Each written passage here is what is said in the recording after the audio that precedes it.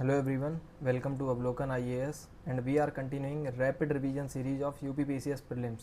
तो UPPCS prelims के लिए टाइम बहुत ही कम है और यहाँ पर टॉपिक्स बहुत सारे हैं, तो इन सारे ही टॉपिक्स को बहुत रैपिडली रिवाइज करने के लिए हमने ये सीरीज़ लॉन्च की है। अब इस सीरीज़ में हमने ऑलरेडी 4 वीडियोज़ अपलोड कर दी हैं। इन चारों ही वीडियोज़ में उन इम्पॉर्टेंट टॉपिक्स को डिस्कस किया गया है जहाँ से क्वेश्चंस पूछे जाते हैं। तो हम यहाँ पर थीम वाइज मैनर में जा रहे हैं, जिन थीम से क्वेश्चन आते हैं उन्हीं थीम्स पर ही यहाँ पर वीडियोस हम लोग ला रहे हैं। तो ये सारी ही लेक्चर सीरीज़ आपके लिए बहुत इंपॉर्टेंट होने वाली है, एक भी वीडियो स्किप मत करना। अगर आपने पीछे की वीडियोस नहीं देखी हैं तो उनको जाकर देख लो, वहाँ पर जितने भी फैक्ट्स बताए गए हैं, जितनी भी चीज़ें बताई गई हैं, आप चाहे PBIQs उठाकर देख लो, कोई भी प्रीवियस ईयर का पेपर उठाकर देख लो, वहाँ से क्वेश्चंस आपको देखने को मिल जाएंगे। अगेन मैं बोल रहा हूँ कि नेक्स्ट ईयर भी, इस साल भी ये इन टॉपिक से क्वेश्चंस रिपीट होने वाले हैं, तो इनको थोड़ा सा ध्यान से पढ़ेंगे और किन चीज़ों को याद रखना है, किन को आपको स्किप करना है, ये भी मैं बीच में बताता रहता हूँ, तो ये आपको ध्यान देना है। So today's topic is union and it's territory. तो इसमें हम आर्टिकल 1, 2, 3 एंड 4 जो हमारे 4 आर्टिकल्स हैं स्टार्टिंग के कॉन्स्टिट्यूशन के। लास्ट लेक्चर में हमने प्रीएम्बल देखा था, अब हम स्टार्ट कर रहे हैं हमारे कॉन्स्टिट्यूशन को। कॉन्स्टिट्यूशन के स्टार्टिंग के आर्टिकल्स को हम यहाँ पर डिस्कस करने वाले हैं। अब देखते हैं कि background union and it's territory, इसका बैकग्राउंड देखते हैं। तो हमारे जो फ्रेमर्स ऑफ द कॉन्स्टिट्यूशन थे, जो हमारी कॉन्स्टिट्यूएंट असेंबली थी या जो ड्राफ्टिंग कमेटी के मेंबर्स थे, उन लोगों ने डिसाइड किया कि इंडिया को हम एक यूनियन ऑफ स्टेट्स बनाएंगे, ना कि एक फेडरेशन ऑफ स्टेट्स। तो यूनियन ऑफ स्टेट्स जो होता है एक मोर पावरफुल टर्म है, जिसमें कि यूनियन की तरफ इंक्लाइंड होता है, पावर थोड़ी सी ज़्यादा इंक्लाइंड होती है टुवर्ड्स यूनियन। तो सेंटर यहाँ पर स्ट्रांग रहता है इस केस में, यूनियन ऑफ स्टेट्स के केस में। फेडरेशन के केस में क्या है कि कई सारे स्टेट्स साथ आते हैं और अगर ज़रूरत वो उन लोगों को अच्छा नहीं लगता है तो वो स्टेट्स बाद में जाकर अलग भी हो सकते हैं। बट यूनियन ऑफ स्टेट्स के केस में ऐसा नहीं होता है। Union of states indicates indestructible union with destructible states. तो ऐसा स्टेट का यूनियन बनेगा जिसमें कि यूनियन जो है वो कभी भी इनडिस्ट्रक्टिबल रहेगा, मतलब कभी भी उसको डिस्ट्रक्ट नहीं किया जा सकता, यूनियन को कभी तोड़ा नहीं जा सकता है, लेकिन जो स्टेट्स होंगे उनको तोड़ा जा सकता है। जैसे कि आपने देखा होगा कि यूपी से उत्तराखंड को बनाया गया या फिर पंजाब से हरियाणा को बनाया गया, तो इस तरीके से स्टेट्स को डिस्ट्रक्ट किया जा सकता है, बट यूनियन को डिस्ट्रक्ट नहीं किया जा सकता है। और स्टेट्स जो होंगे वो अपनी मर्जी से कभी भी यूनियन से अलग नहीं हो सकते हैं। So this is the meaning of this union of states. Doctor Bhimrao Ambedkar ने बोला कि India is an indestructible union of destructible units. तो ये हमें याद रखना है। Influenced by the Canadian model. अब ये जो हमने नेचर अडॉप्ट किया हमारे कॉन्स्टिट्यूशन का, यूनियन का, ये हमने कहाँ से अडॉप्ट किया? कैनेडियन मॉडल में, जिसमें कि सेंटर स्ट्रांग रहता है और स्टेट्स जो हैं they are less strong as compare to the centre. अब देखते हैं हमारे कॉन्स्टिट्यूशन का आर्टिकल 1। आर्टिकल 1 क्या कहता है? हमारे कॉन्स्टिट्यूशन के आर्टिकल 1 में क्या मेंशन किया गया है? Name of the country and territory of the union. तो यूनियन की टेरिटरी को और कंट्री के नेम को, इनको मेंशन किया गया है। दैट मीन्स यहाँ पर लिखा है इंडिया, दैट इज़ भारत। तो इंडिया को यहाँ पर 2 नामों से संबोधित किया गया है, India that is Bharat, shall be union of states. अभी मैंने बता दिया कि यूनियन ऑफ स्टेट्स क्या होता है। तो India that is Bharat shall be union of states. ये कौन बोल रहा है? Article 1 of the constitution. The states and territories are specified in the first schedule. तो पहले शेड्यूल में क्या मेंशन किया गया है? कॉन्स्टिट्यूशन में कुछ चीज़ें हैं जिनकी एक लिस्ट बना दी गई है, इनको बोलते हैं शेड्यूल। तो जो भी चीज़ें जो कॉन्स्टिट्यूशन में कहीं पर भी फिट नहीं बैठ रही थी, उनके लिए एक अलग से शेड्यूल बना दिया गया और उसमें उनको मेंशन कर दिया गया। सो वी हैव 12 शेड्यूल, और इन 12 शेड्यूल में हमें देखने को मिलता है, फर्स्ट शेड्यूल में क्या देखने को मिलता है? स्टेट्स के नेम एंड टेरिटरीज़ के नाम। तो हमारे जो स्टेट और टेरिटरीज़ हैं, जैसे कि यूनियन टेरिटरीज़ हैं, इनके नाम हमें देखने को मिलते हैं। और अगेन हमें आर्टिकल 1 में कंट्री का नाम और territory of the union, union की टेरिटरी का नाम देखने को मिलता है। जब भी बात होगी इंडियन टेरिटरी का, तो इसका मतलब होता है स्टेट्स, यूनियन टेरिटरीज़ और ऐसी कोई भी टेरिटरी जो इंडिया एक्वायर कर ले, जैसे कि पाकिस्तान। तो अगर मान लो इन फ्यूचर इंडिया, जो POK वाला रीजन है वो तो खैर हमारा ही है, बट अगर हम पाकिस्तान को ही एक्वायर कर लें तो फिर वो इंडियन टेरिटरी का पार्ट बन जाएंगे, जो कि पहले इंडियन टेरिटरी का ही पार्ट थे और बाद में जाकर बदमाश हो गए। ठीक है, नेक्स्ट इज आर्टिकल 2। आर्टिकल 2 में क्या है? एडमिशन और इस्टेब्लिशमेंट ऑफ न्यू स्टेट। तो आर्टिकल 2 में हम किसी भी नए स्टेट को इस्टेब्लिश कर सकते हैं या फिर एडमिट कर सकते हैं। जैसे कि पार्लियामेंट ने एक नया स्टेट एडमिट किया था इन 1975, जिसका नाम था सिक्किम। तो सिक्किम को एडमिट किया गया and it became part of the union territory. तो यूनियन टेरिटरी का पार्ट बन गया ये। तो इस तरीके से जो यूनियन ऑफ स्टेट्स हैं उसमें ही सिक्किम भी ऐड हो गया। पार्लियामेंट कभी भी इस्टेब्लिश कर सकता है नए स्टेट को किसी टर्म एंड कंडीशंस के साथ में, जो भी पार्लियामेंट को सही लगती हैं उन कंडीशन के साथ में। थर्ड आर्टिकल में भी हम क्या कर रहे हैं, formation of new states and alteration of areas. अब देखो यहाँ पर अगर हम यहाँ पर क्या कर रहे हैं, जो आर्टिकल 2 है इसमें हम किसी नए स्टेट को एस्टेब्लिश कर रहे हैं, नया जो कभी एग्जिस्ट ही नहीं करता था। आर्टिकल 3 में हम क्या कर रहे हैं, आर्टिकल 3 में हम नया स्टेट फॉर्म कर रहे हैं जो कि एग्जिस्टिंग स्टेट का पार्ट था, जैसे कि हरियाणा हो गया, जैसे कि उत्तराखंड हो गया, जैसे कि छत्तीसगढ़ हो गया। सो formation of new states and alteration of areas, boundaries और नेम्स ऑफ एग्जिस्टिंग स्टेट। तो किसी भी एग्जिस्टिंग स्टेट के हम एरिया को चेंज कर सकते हैं, बाउंड्री को चेंज कर सकते हैं, उनके नाम को चेंज कर सकते हैं। तो ये सारी चीज़ें की जा सकती हैं under article 3 of the constitution. तो आर्टिकल 3 कॉन्स्टिट्यूशन का एम्पावर करता है टू द पार्लियामेंट कि वो इस तरीके से स्टेट को बदल सकते हैं। पार्लियामेंट कभी भी नए स्टेट को फॉर्म कर सकती है बाई सेपरेटिंग और मर्जिंग, जैसे कि दो स्टेट को आपस में मर्ज करके एक बड़ा स्टेट बना दिया, तो इसको बनाएंगे बाई मर्जिंग। सेपरेशन से बनाया जा सकता है, जैसे एक ही स्टेट को दो भागों में डिवाइड कर दिया जाए, जैसे यूपी और उत्तराखंड, तो इट इज़ अ सेपरेशन। ऐसे ही इंक्रीज़ कर सकते हैं, डिक्रीज़ कर सकते हैं किसी भी स्टेट की एरिया को। तो किसी भी एरिया को इंक्रीज़ किया जा सकता है, किसी भी स्टेट के एरिया को इंक्रीज़ किया जा सकता है, डिक्रीज़ किया जा सकता है under article 3 of the constitution. तो ये हमें याद रखना है, ठीक है। फिर हम इसमें देखेंगे कि बाउंड्री को भी अल्टर किया जा सकता है अंडर आर्टिकल 3 और नाम भी बदला जा सकता है। प्रोसीजर क्या है कि बिल को इंट्रोड्यूस किया जाएगा इन पार्लियामेंट ओनली। रिमेंबर यहाँ पर एक कैच है जो कि इंपॉर्टेंट है, एग्जाम में इसी तरीके से पूछा जाता है। बिल जो इंट्रोड्यूस किया जाएगा for the formation of new states, alteration of boundary, area, name, कुछ भी, ये बिल इंट्रोड्यूस किया जाएगा with prior recommendation of president. President की रिकमेंडेशन पर ही इस बिल को इंट्रोड्यूस किया जाएगा। President refers the bill to the concern state. अब प्रेसिडेंट क्या करेंगे कि इस बिल को जिस स्टेट को बदला जा रहा है उसके पास ये बिल भेज देंगे और उसका ओपिनियन लेंगे। और ओपिनियन जो भी हो, अगर स्टेट बिल को एक्सेप्ट करता है तो ठीक, अगर नहीं करता है तब भी ठीक। व्यू जो होगा वो बाइंडिंग नहीं होगा, इट इज़ जस्ट कि आपने उनका व्यू ले लिया, बाकी पार्लियामेंट को जो करना है वो वही करेंगे, ठीक है। नेक्स्ट इज एग्जाम्पल इसका क्या है, आंध्र प्रदेश जिसको बनाया गया 1953 में, महाराष्ट्र एंड गुजरात जो कि बने 1960 में, तेलंगाना जो कि बना 2014 में। तो ये हमें याद रखने हैं। नेक्स्ट इसमें देखते हैं आर्टिकल 4 जो कि हमारा इंपॉर्टेंट आर्टिकल है। आर्टिकल 4 से लॉज अंडर आर्टिकल 2 एंड 3।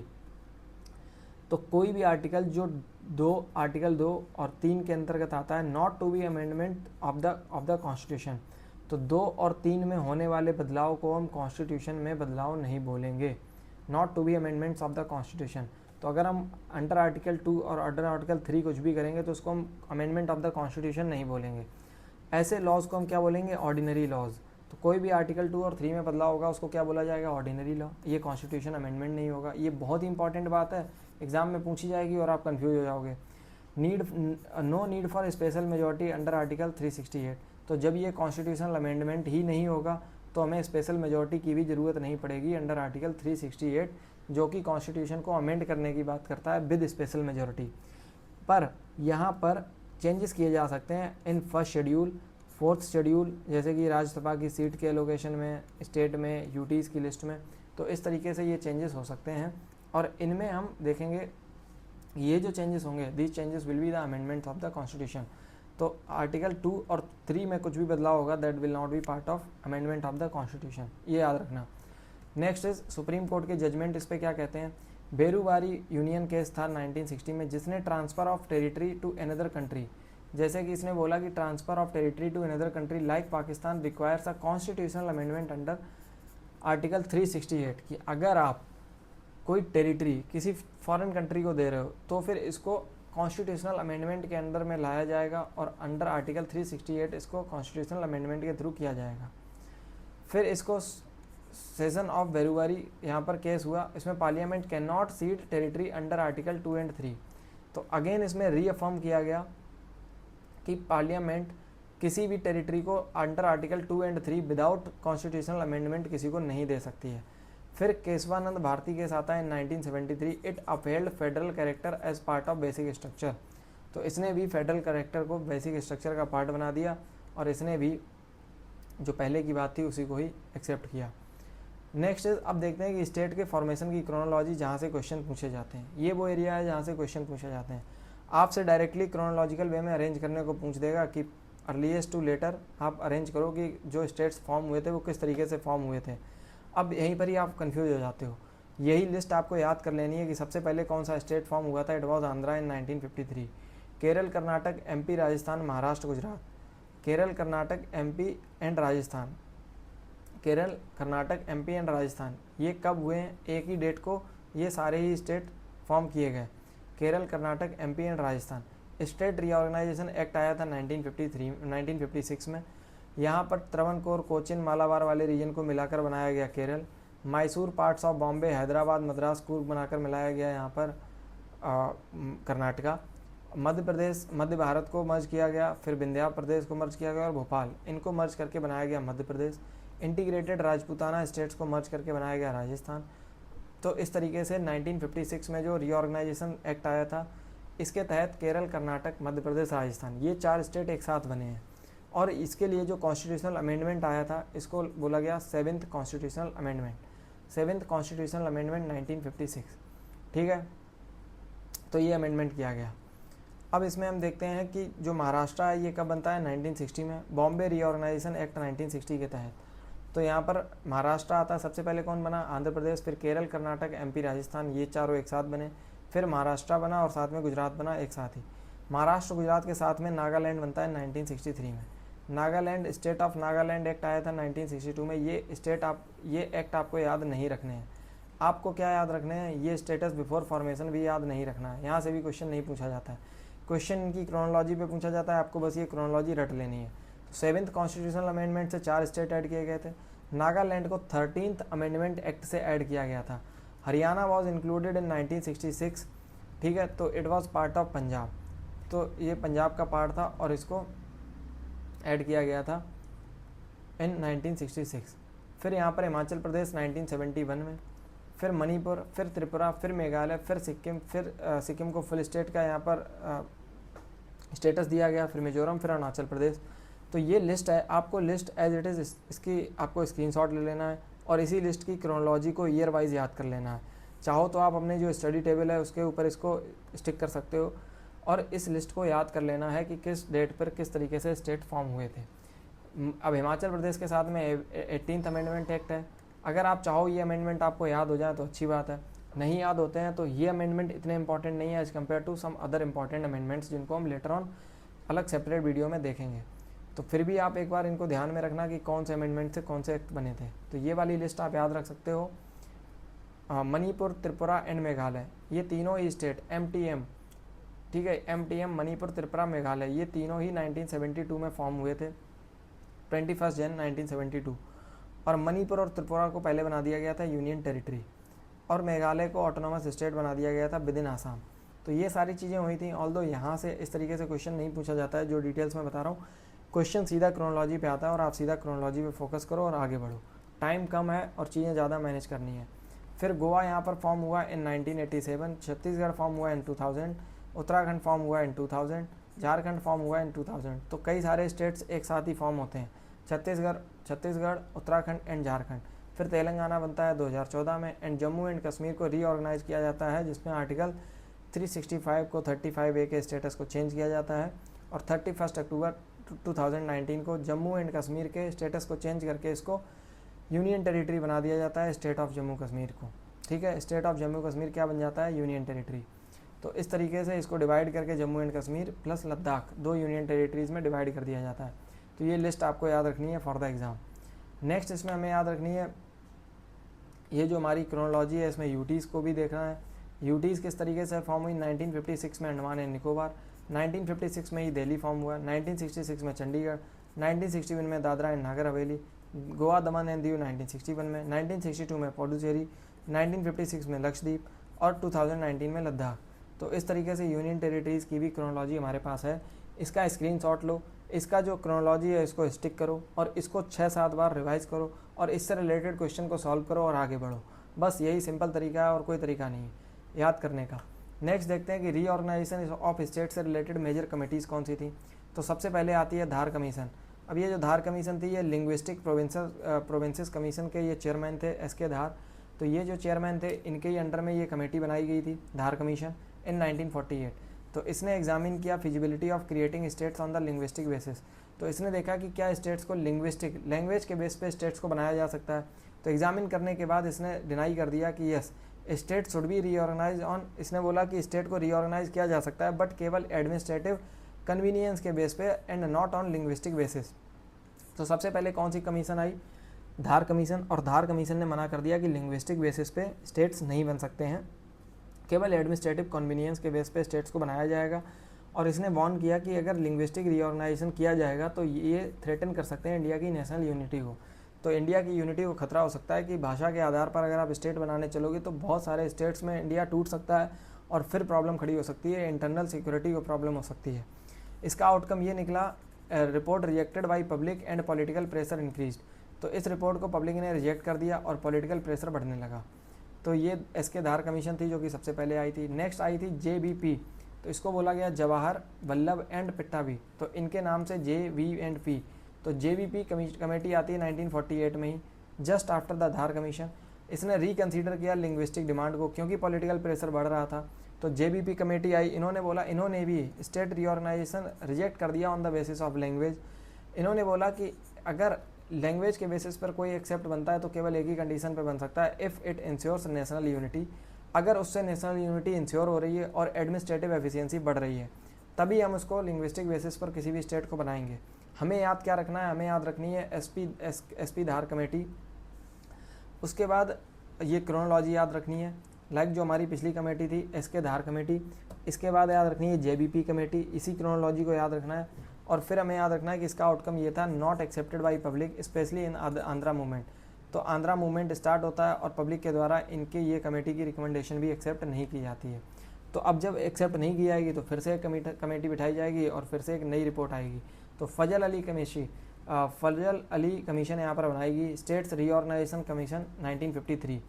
तो सबसे पहले SK धार, फिर JVP और फिर फजल अली, ये तीनों ही नाम इसी क्रोनोलॉजिकल ऑर्डर में याद रखने हैं। फजल अली के साथ में मेंबर थे KM Panikkar and HN Kunzru. तो इन्होंने एग्जामिन किया फिर से entire question of reorganisation of states, कि स्टेट को किन किन बेसिस पर रीऑर्गेनाइज किया जा सकता है। इसका जो क्वेश्चन था इसको री एग्जामिन किया गया फजल अली कमीशन के द्वारा। इन्होंने बोला ओके ठीक है, लिंग्विस्टिक फैक्टर एक बहुत इंपॉर्टेंट फैक्टर है but not the sole criterion. तो केवल इकलौता क्राइटेरिया नहीं हो सकता है बट यस एक इंपॉर्टेंट फैक्टर हो सकता है। लिंग्विस्टिक फैक्टर के साथ हमें देखने होंगे और सारे फैक्टर, जैसे कि क्या लिंग्विस्टिक फैक्टर इंपॉर्टेंट है। अगर हम किसी लैंग्वेज के आधार पर कोई स्टेट बना रहे हैं तो फिर क्या उससे यूनिटी मेंटेन होगी, क्या उससे सिक्योरिटी बनी रहेगी, क्या इकोनॉमिक वायबिलिटी बढ़ेगी, क्या एडमिनिस्ट्रेटिव कन्वीनियंस बढ़ेगा। अगर ये सारे ऑब्जेक्टिव भी पूरे हो रहे हैं तो फिर हम लिंग्विस्टिक फैक्टर को कंसीडर करके लैंग्वेज के बेस पे स्टेट्स को बना सकते हैं। इस कमीशन ने रिकमेंड किया कि 16 स्टेट्स और 3 यूटीज़ होने चाहिए। आउटकम क्या निकला, led to states reorganisation act 1956 reorganisation act आया 7th अमेंडमेंट, जिसमें हमने देखा था अभी जो हमारी लिस्ट थी, जो 7th अमेंडमेंट आया वो कहाँ से आया, फजल अली कमीशन के बाद ही आया। और ये देखा हमने कि केरल, कर्नाटक, मध्य प्रदेश और राजस्थान ये स्टेट्स बनाए गए under the 7th constitutional amendment. तो फर्स्ट स्टेट कौन सा बना था, Andhra Pradesh, on the basis of language. ठीक है, उसके बाद फिर केरल, कर्नाटक और ये सारे स्टेट्स बनाए गए। अब हम देखते हैं इसमें ये जो हमारी अदर की कमेटी कमीशंस कौन सी थी। अब पंजाब रीऑर्गेनाइजेशन कमेटी आती है 1966 में, ऑल्दो एग्जाम के लिए इतनी इंपॉर्टेंट नहीं है। इसने किसको, हरियाणा के बनाने की डिमांड की और यूटी ऑफ छत्तीसगढ़। फिर नॉर्थ ईस्ट रीऑर्गेनाइजेशन कमेटी आती है 1970 से लेकर 80 तक। मल्टीपल कमेटीज़ एग्जामिन की, इसने एग्जामिन किया और डिमांड किया कि north east leading to criterion of creation of Meghalaya, Nagaland, Mizoram, Arunachal Pradesh. तो नॉर्थ ईस्ट रीऑर्गेनाइजेशन कमेटी की रिकमेंडेशंस पर ये सारे स्टेट्स भी बनाए गए बाद में। तो इस तरीके से हमें ये कमेटीज़ को याद रखना है। आज की वीडियो में हमने देखा कि कौन से स्टेट की क्रोनोलॉजी कैसे इंपॉर्टेंट है। हर साल क्वेश्चन यहाँ से आते हैं। Article 1, 2, 3, 4 union and states, union and it's territory, इसको देखा। इसमें आर्टिकल 1, 2, 3, 4 उनका नेचर क्या है, कि सुप्रीम कोर्ट जजमेंट्स क्या है, chronology of formation of states, उससे रिलेटेड अमेंडमेंट एक्ट, तो ये सारी चीज़ों को हमने देखा। मेजर कमेटी, उनकी reorganisation, major committees on reorganisation of states, जिसमें हमने SK धार, JVP और साथ में फजल अली कमीशन, इन तीनों को देखा, इनकी रिकमेंडेशंस को देखा और उनके आउटकम्स को देखा। तो इस तरीके से ये सारी चीज़ें आपको रिवाइज़ करनी है। यहीं से ही क्वेश्चन बनते हैं और डायरेक्ट क्वेश्चन बनते हैं, आपसे ये पूछ ली जाती हैं चीज़ें, क्योंकि हम कन्वेंशनल नोट्स में इन चीज़ों को स्किप कर जाते हैं, अच्छे से पढ़ते नहीं हैं और ये चीज़ें थोड़ा सा हमारे ऑफ सिलेबस रहती हैं और फिर स्किप हो जाती हैं दिमाग से। फिर हम जब क्वेश्चन सॉल्व करते हैं तो क्वेश्चन गलत हो जाते हैं, तो हमें लगता है कि हमारी तैयारी अच्छी नहीं है। बट अगर आप इन सारी चीज़ों को तैयार करेंगे तो यहाँ से आपके क्वेश्चन जरूर सॉल्व होंगे। So thank you for watching the video. Next video में हम फिर से एक इम्पॉर्टेंट टॉपिक लाएंगे और फिर से आपकी हेल्प करने की पूरी कोशिश करेंगे। Thank you.